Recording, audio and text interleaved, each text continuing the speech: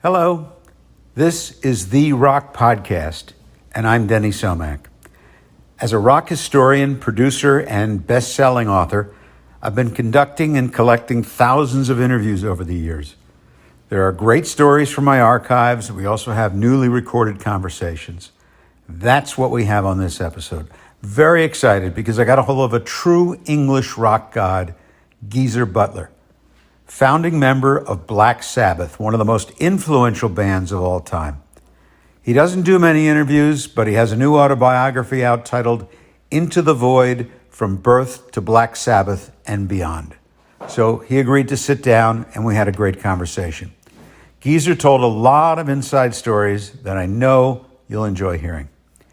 Now, everybody knows Black Sabbath as they are a groundbreaking heavy metal band, regarded by many as the most influential heavy metal band of all time. Formed in Birmingham, England in 1968, the band's classic lineup consisted of Ozzy Osbourne on vocals, Tony Iommi on guitar, Bill Ward on drums, and Geezer Butler on bass. So here we go with our recent conversation with the legendary bassist, lyricist, and founding member of Black Sabbath. Are you there, Geezer? Okay, well, how you doing today? A bit jet lagged. I only got back from England yesterday. So where are you today? in a place called Lapworth in England. You on vacation? Yeah. Okay. So obviously you're going out talking about your new book, and I know everybody's probably asking you, why did you write this book? I won't ask you that. I'll just say, was one of the reasons you wanted to do the book so you had a record for your family, or is it something you just felt you needed to get out there? I started writing it just for my grandkids, because when my parents died, there was like tons of things that I wish I'd have asked them when they were alive. Right. But it was too late. So initially I started writing this as a memoir for me kids to know how I grew up and how Sabbath became about and what happened after, and about them and being a grandfather. And I finished that. My wife read it and she said, "Oh, you should do this as a book." And so I embellished it a bit more and then put it out as a book. Have your grandkids read it yet? No, they're too young. Oh, okay.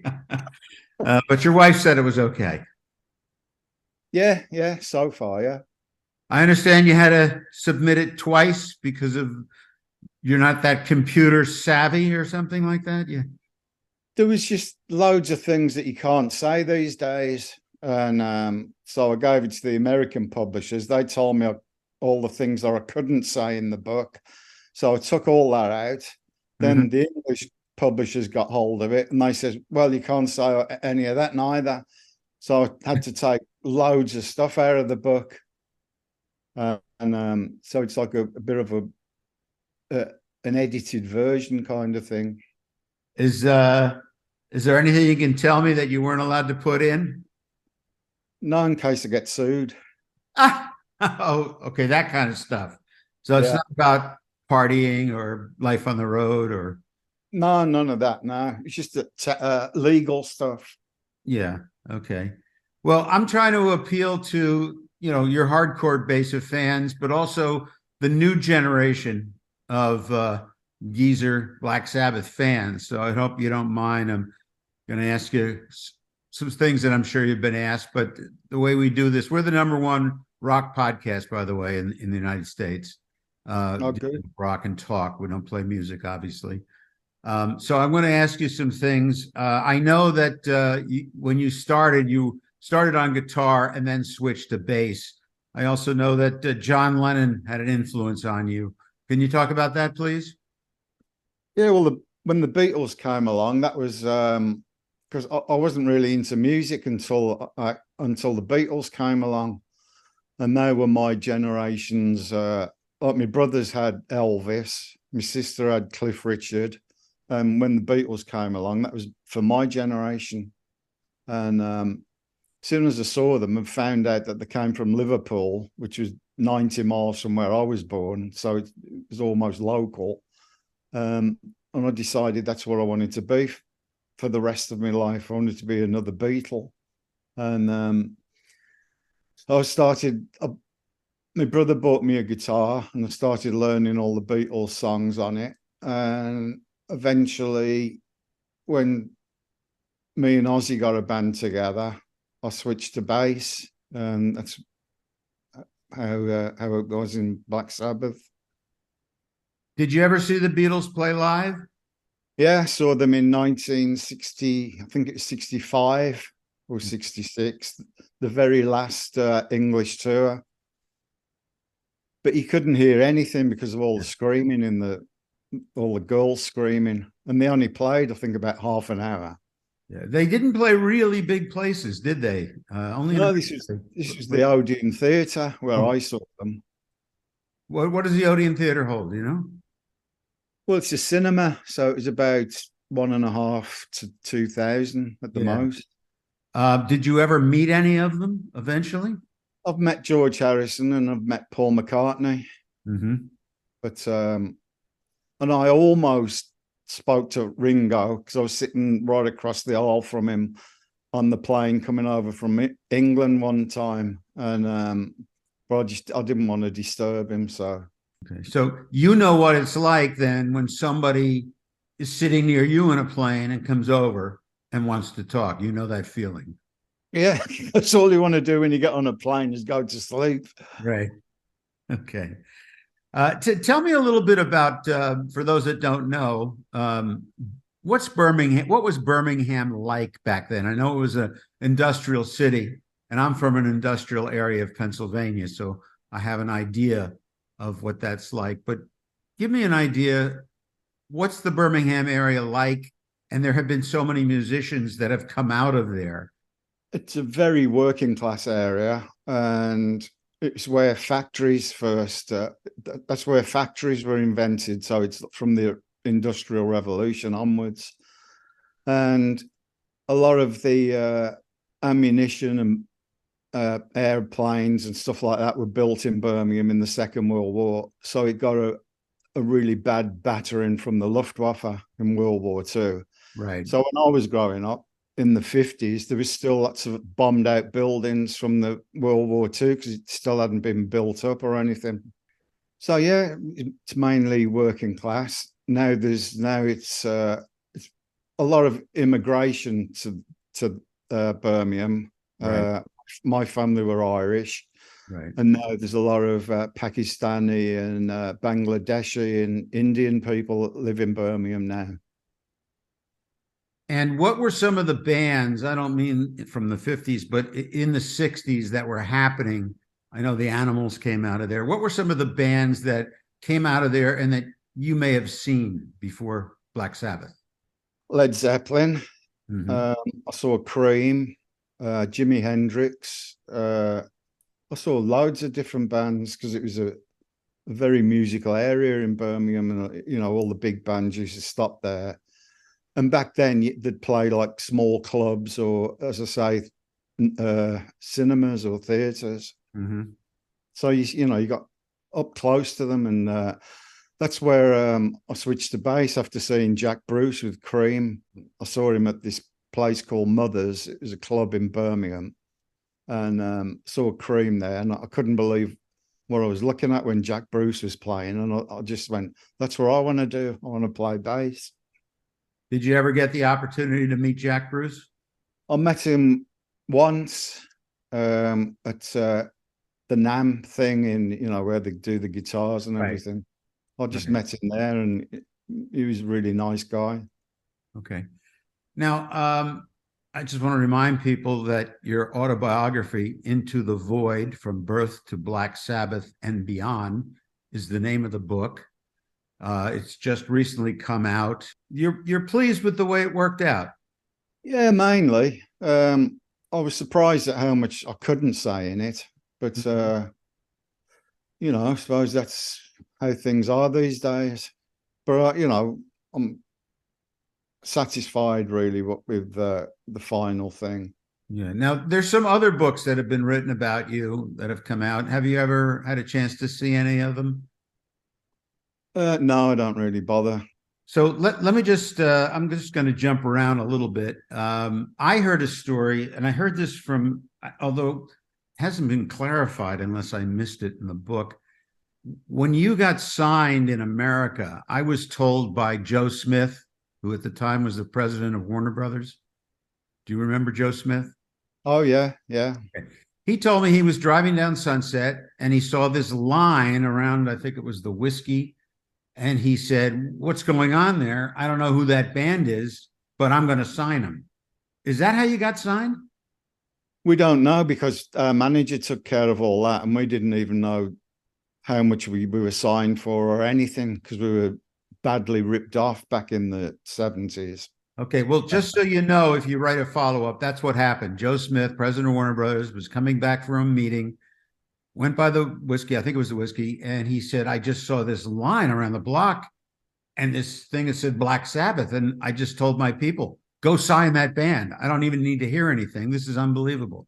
So that's how you got signed. They got in touch with your manager, and that's the beginning of Black Sabbath in America. Yeah, yeah. Now, you had a very controversial early manager. I just would like to get a few comments on Don Arden, who most people have read things about.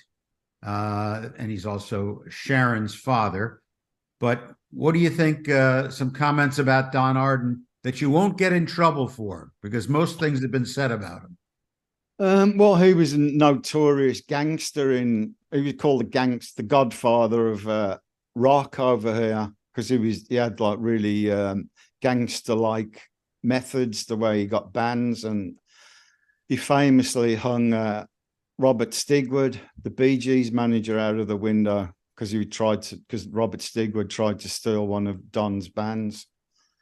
And when we first went to see him, he showed us he wanted to sign us, and he showed us this contract, and there was a space where the management percentage was supposed to be, and it was blank. And I says, "Well, how much are we supposed to be paying you?" And he went, "Oh, don't worry about that. I'll fill that part in later." And I said, "Well, can you fill how much you'll be getting your percentage in now?" And he wouldn't do it. So we sort of went to this other manager who was probably even worse. And but we were off and on with Don when Ozzy left, when Ian Gillen joined the band. Don Right. Arden was our manager at that time, and he got us quite a good deal back then. But yeah, it was hit and miss with Don. So he was sort of what you needed at the time, I guess. Well, we didn't go with him when he wouldn't fill his contract thing in, but the person that introduced us to Don went with this other manager who eventually managed us. And then we found out later that this other guy was the only English person to be recognized by the Italian mafia. So do you remember when the first album came out and the first time you heard a Black Sabbath song on the radio? Yeah, we were driving up to a gig in Manchester in England, and there used to be every Saturday there was a top 20 album charts came on, top 40 album charts. Right. And we were driving up to Manchester and we were listening to the album charts like we always did. And it says, and in at 28, Black Sabbath. And we couldn't believe it because all the press had slagged us to death in England. And there it was, our first album, straight in the charts in the first week. What was the song? It's probably NIB. Now, you're mainly noticed not just the bass player, but the main lyricist in the band. So you've had a hand in most of the songs. How did you? Nobody else wanted to write lyrics, or you were just the best one? Ozzy initially wrote a couple of lyrics, and then he sort of ran out of things to write about. So I took over, and then every time we'd come with a new song, then they expected me to write the lyrics. So I did.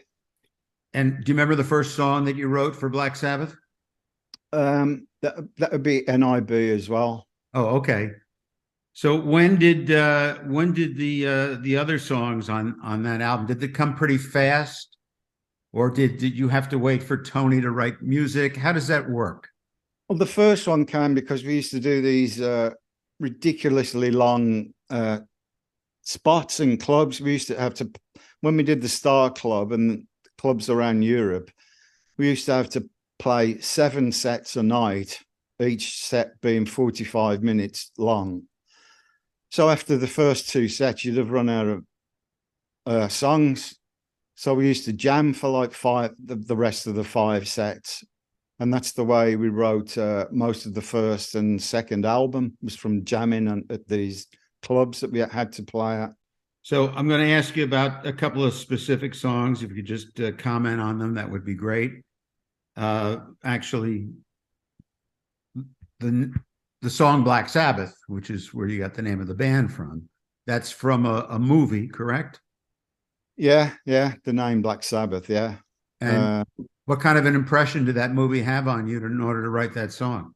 I didn't actually see it because I was too young at the time. It was a horror movie in England, and it was an X, and I was only 14 at the time. But my brother went to see it, and he was telling me all about it, and it fascinated me. And I always, because my brother had seen it, always wanted to see it. And the title of it stuck in my mind, and I always thought, if I'm ever in a band, that's what I'm going to call the band, Black Sabbath. And that's how it came about. What about War Pigs? That was initially from, we used to play American army bases around Germany, and we used to meet the soldiers that were coming back from Vietnam, and they'd stop at a halfway house kind of thing in Germany, and before they went back to home in America. And they used to tell us about the horrors of the war in Vietnam, all the things they had to go through, and a lot of drugs that they had to take in order to get through it, and all this stuff that was never shown on television or on radio or anything. I was hearing it directly from the soldiers that were coming back. And when we wrote War Pigs, that's what the lyrics were based on. Do you consider Iron Man to be the ultimate Black Sabbath song? Either that or War Pigs or Paranoid. They seem to be the 3 songs that a lot of other bands either learn when they're first starting out, or I think Iron Man's probably the most recognized riff, and it's quite a lot of people learn that as the first riff that they ever learn, because it's quite a simple riff, and that's probably the most well-known. Yeah. Anything about writing that song that you want to share? Well, it was initially, I was raised a very strict Catholic, and it wasn't about Jesus, but it was based on when Jesus went into Jerusalem on Palm Sunday. That became, and he was welcomed into Jerusalem, and then by the end of the week they were crucifying him, and that sort of gave me the inspiration to write Iron Man, somebody that goes, sees the future of the world, comes back and tells people what the future is going to hold. But instead of forgiving them like Jesus does, because people turn on him, and he gets his revenge rather than forgiving everybody. Okay. What about Sabbath, Bloody Sabbath, which was also the name of an album, but as a song? I think that was about the management at the time. We were trying to get away from the management because we knew we were being ripped off, and that's what the album was about. I mean, that song was about. When did you first realize that you had made it, so to speak? Probably around the volume after Master of Reality, because that's when we were established everywhere. Actually, it took us, because America's a massive place. It takes a long time to get established from coast to coast, and Europe and Australia and all that kind of thing. It takes quite a while. So it was probably just after Master of Reality or around the volume 4 time that we'd done really well all over the world. We'd sold millions of albums. All our tours were selling out. And so it was around probably 1974. Okay. Now, do you you people know obviously that the band has broken up a few times and gotten back together and had different singers. Aside from Ozzy, who was your favorite singer? Definitely Ronnie James Dio. Amazing singer, isn't He was incredible, absolutely incredible, and the most professional musician I've ever worked with, because he'd never let anything stop him from doing a song that night. he? He'd never let the crowd down, and he was great with the fans as well. He'd hang around gigs for hours talking to the fans. He was just so professional, and especially when he had stomach cancer and he was like in agony going on stage, but he'd never let it affect his performance or his voice. I absolutely agree with you because I remember seeing him play upstate Pennsylvania and in New York when he was in a band called the Electric Elves, later to be known as Elf. He was Yeah, one of the most, I mean, he would hang around. People didn't really know who he was. The first album had just come out, and he is exactly as you just stated, very warm and personable. yeah, he really was, and a great friend as well. Yeah. What was the band like when Ian Gillen was in it? That was sort of forced on us because it wasn't supposed to be called Black Sabbath. That band, it's like, because it's like a meeting of Deep Purple and Black Sabbath. Right. We all thought it was going to be like, either a totally different name or a Iommi Gillen Butler band or something. And but the record company wouldn't have it. They insisted that it comes out as a Black Sabbath album. Mm. And I don't think any of us really believed that it was Black Sabbath. And it wasn't the best lineup, put it like that. It just, Uh, yeah, it just wasn't the same. no, and then as soon as Gillen got the opportunity to go back to Deep Purple, he did. Now, I know you've done a farewell tour, quote unquote. I know you've stated that you're retired, so I won't push you on that. But are you glad that you ended the shows in Birmingham? Absolutely, yeah. I mean, it's the ideal place for us to finish. And there was people from all over the world came to see us at that gig. Originally, the tour was supposed to be 100 shows, but Tony was being treated for his lymphoma, and he had to keep going back to England for treatment all the time.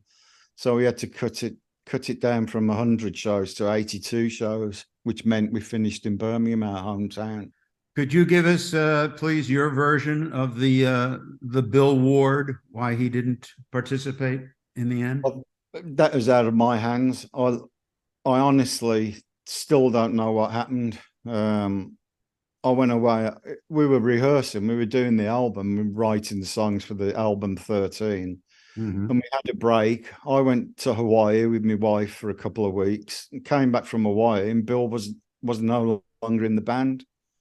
And I heard different stories about why he wasn't. So I don't know which one's the truth. Okay. So at the end there, you work with Rick Rubin. What was that like? It was very strange. He did well with Ozzy, but he didn't really do anything for me and Tony. It's just, or if we did a song, we'd record a song and then he'd go, "Yeah, that was great. Do it again." And we'd like do it again. And then he'd go, "That was absolutely brilliant. Do another one." And we'd go, "Why? What's wrong with that one?" And he'd go, "Well, just try another one." So you try another one. Go, "Yeah, but I think you can do another one." And he never gave us a proper answer at why it wasn't good enough. And then as usual, the first version was always the one that we went with, and we got a bit fed up of it. But apparently, it worked well with Ozzy. Who would Didn't you really. rather have worked with on that final album? Is there anybody Well, in particular, or did you want to produce it yourself? the best producer we worked with Martin Birch. He did Fleetwood Mac and Iron Maiden and the Heaven and Hell and Mob Rules albums of Sabbath. And he was absolutely brilliant, great to get on with, lots of ideas. But unfortunately, he's no longer with us. He passed away, so we couldn't use him. And obviously Rick Rubin's got this name that record companies love you to have him producing your albums, so it gives it prestige or whatever. So we just went with Rick. So are you pretty much aware of the other bands that cite you as a major influence? It seems like every metal band we've ever spoken to seems to cite us as their influence. Mm-hmm. You don't particularly like the name heavy metal band, do you? Not really, no, because at first it was derogatory. It was from an interview that we did. We played a gig in, I can't remember which part of America it was. And the review the next day said, "This isn't music. It's just like a load of heavy metal being banged together." and, and by the time we got to England, they were quoting us as a heavy metal band. So, it was really weird. Yeah, well, you got lumped into then like the founders of heavy metal, Uriah Heep, Led Zeppelin, maybe Deep Purple, but those are, whenever people talk about that, you're always included in that list. Absolutely, yeah, yeah. Mm-hmm. We always thought ourselves a hard rock or heavy rock band. Did you ever think who were your rivals then? Was it Led Zeppelin? Weren't really rivals. I mean, they were friends of ours. So we didn't really think about rivals. And they were more blues based anyway than us. So yeah. All right. Now, I know you say you're retired, but are there any songs in the can, or is it possible there'll be some future albums to come of earlier stuff, or some other compilations or things? Or are you pretty much satisfied that whatever came out should have come out? Yeah, I'm satisfied with what we've already done, what's already been put out. So what's the story? Because I was asked a couple of times about the jam with Led Zeppelin and the supposedly Black Zeppelin album. Oh, as I said, they're friends of ours. Robert Plant and John Bonham live near where we lived, and they came down to the studio this one time when we were doing, I think it was Sabotage. We just decided to have a jam, and we told the engineer under no circumstances was he to record it. So I'm not sure whether he did or not. Well, I've never heard it since. So I doubt it's out there anywhere. But the rumor persists. Now the rumor persists that hasn't been released, but somebody's got it. That's what I'm sure they've put it on YouTube by now. So we're talking with Geezer Butler, his new book, Into the Void, From Birth to Black Sabbath and Beyond. What are your plans now? You're not going to have a side band or do another solo album, or? I'm going to have the rest of this year off for a start and see how bored I get after that. I've still got tons of ideas, but right. It'll take me months to go through them all. So what does an English rock god do as a hobby? I don't know. You'll have to ask the English rock god. I do a lot of reading, if you're meaning me. Yeah. Lots and lots of reading. I'm like a chain reader. I always have to have a book on the go. And I collect old vintage toys, TOYS, like Batman stuff and things like that. And I used to collect a lot of comics, so but I don't do that anymore. So mainly just reading books. Do you go see movies? Do you go see anything like the Marvel movies if you're into comics? I used to go and see them, but I don't really go now. There's just so many of them. It's just no, I usually just watch. I don't go to the movies. I just watch things at home now. Mm-hmm. Cable. Now we'll wrap up here in a minute, but if you could go back looking over your career, because you had to do it while you were writing the book, what are some of the things you would have changed? I mean, other than maybe a manager, is there anything that you want to talk about that maybe you would have changed or done differently? Well, I'd like to have been more of a business person when we first started, but of course, we didn't know anything about the music business or any business according uh, as far as that goes. Mm-hmm. But I do wish that we'd got a lawyer and an accountant right from the start, so that we wouldn't have been so badly ripped off in the 70s like we were. So I think that's about the only change I've made. But I've had a great life, so it's not much I would change. What are some of the places that you've played around the world that really blew you away? I liked Singapore. Mm-hmm. Loved the way how clean and everything was there. Not great people. Australia was interesting. Japan. I was surprised at Japan at how built up everything is. There's not really that much countryside that you get to. And of course, America, which is my home now. So love it there. Yeah, where do you live? Do you live in Nevada or Utah? Yeah, I've got a house in Nevada and a house in Utah because Uh-huh. it gets too hot in Nevada in the summer. So we go up to Utah. Right. And you still have your place in England. Yeah, yeah. And how far is that from where you grew up? It's not that far. It's about 15 miles away, Right. 15, 20 miles out in the country.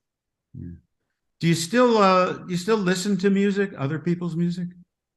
Not a lot, no. I mean, I do compilations, but it's mainly like old stuff, like nostalgic stuff from the 60s and 70s, things that I grew up with. Mm-hmm. And then I'll like listen to an occasional thing, but I'll listen to like maybe one or two songs from somebody, but I won't listen to a whole album. And do you ever feel like getting up when you're out somewhere and jamming with the local band? No. No. Are you familiar with all the Black Sabbath cover bands, correct? Some of them, Yeah. not all of them. What's your feeling about that? Good for them. It's a the good songs to learn. Good songs to learn your future stuff. Mm-hmm. It's like when we used to play blues music, it was a good base for us to progress from there. So when you were growing up, what blues music were you listening to? American blues, right? Oh yeah, yeah. They used to have these because blues became really big in England and it wasn't in America. And so a lot of the old blues musicians came over to England and they used to do these package tours. So you get Sonny Boy Williamson and Brownie McGee and all these great American blues people and you'd see like there'd be about 10 different people on this one package. So you get to know all the kinds of different kinds of blues. Chicago blues, Southern blues, all that kind of stuff. Mm-hmm. And I always love Robert Johnson as well. Right. All right. Well, I really appreciate you taking time. I'm going to ask you one more question. What's in your record collection? Record collection. Yeah. Gosh. Still play vinyl or not? I don't play anything. I just download things on iTunes and play them when I'm driving. I don't really listen when I'm at home. Just usually when I'm on a long drive from Nevada up to Utah. Well, listen, I want to wish you a lot of luck with the book. I think it was very well written. Oh, thank you very much. Very sincere. And I hope at some point, as many other people do, that you'll decide to do some sort of music in the future. You won't totally rule it out, although I know you're retired. I'm not going to push you. But, there's a lot of people that would like to hear more from you. Yeah, we'll see what happens. Okay. All right, Geezer, thank you very much for talking to us. I really appreciate it.